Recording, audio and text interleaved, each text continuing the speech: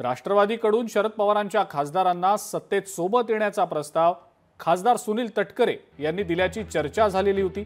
यावर शरद पवारांच्या पक्षातले खासदार अमर काळे यांनी प्रतिक्रिया दिली आहे। काँग्रेसच्या पदाधिकारी असलेल्या सोनिया दुहान या आमच्यासोबत संपर्क साधत होत्या आणि त्यांनी आपण अजितदादांच्या राष्ट्रवादी सोबत चला असा आग्रह केला होता, असं अमर काळे यांनी म्हटलंय।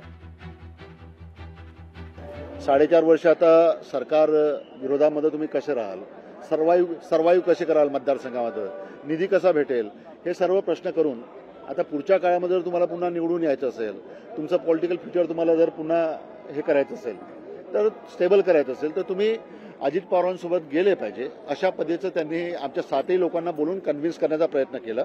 परंतु आम्ही 7ही लोकांनी त्यांचं फक्त ऐकून घेतलं, त्याच्यापेक्षा पुढचं त्याच्यामध्ये काही झालं नाही।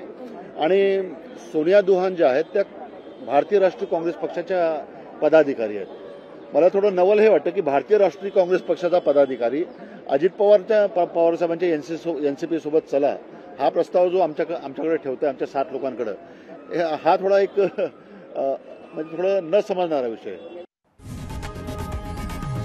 लोकशाही मराठी ऐका, पहा, जागरूक रहा।